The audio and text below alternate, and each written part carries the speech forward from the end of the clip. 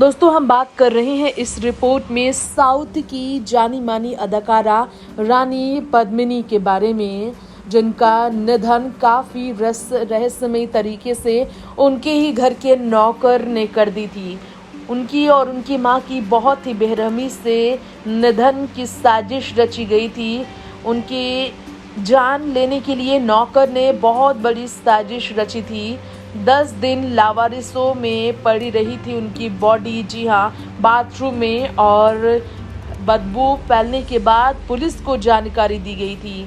Reports की माने तो सिने क्राइम में आज हम आपको एक ऐसी एक्ट्रेस के बारे में ही बता रहे हैं जिनके बारे में बहुत कम लोगों ने सुना है, रानी पद्मिनी, जिन्होंने अपने घर की देखभाल के लिए नौकर रखी, लेकिन नौकर ने ही उन्हें हमेशा के लिए सुला दिया।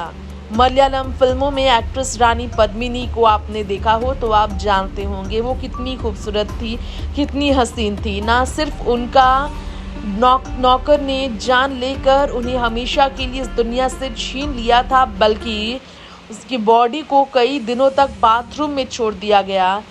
गलती सिर्फ पद्मिनी की इतनी थी कि उन्होंने बिना जांच किए अपने घर में नौकर रखे, जिन्होंने पद्मिनी ही नहीं उनकी मां को भी नहीं छोड़ा।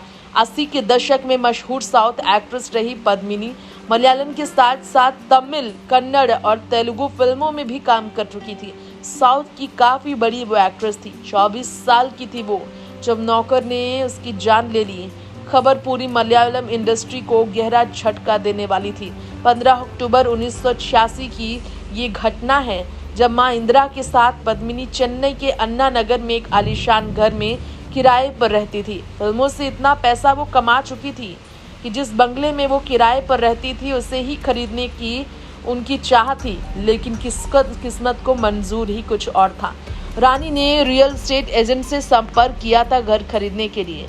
जब वो घर गया तो रानी ने दरवाज़ा ही नहीं खोला। एजेंट ने काफ़ी देर तक दरवाज़ा खटखटाया, किसी ने दरवाज़ा नहीं खोला तो वो वापस लौटने लगा। तभी घर से उसे बदबू आ रही थी। दरवाज़ा खोलने की कोशिश की और हार कर उसने अपने दोस्त के साथ रसोई के दरवाजे से अंदर घुसने की तैयारी की। अंदर जो उसने मंजर देखा वो रूह को कांपने वाली थी। रानी पद्मिनी और उनकी मां हमेशा के लिए गुजर चुकी थी और ये घटना कब घटी थी अंदाज़ा भी नहीं लगाया जा सकता था। जांच में पता चला था कि 10 दिन हो चुका था उनके गुजरे हुए। पोस्टमार्टम में उसी घर में जांच हुआ और उसके बाद पुलिस ने जांच पड़ताल में नौकर को पकड़ा। बता दें आप सबको कि चाकू से हमला कर 4 दिन पहले के निधन के बाद पुलिस ने जांच की थी। 12 बार चाकू से एक्ट्रेस पर हमला किया गया था और उनकी मां पर 14 बार।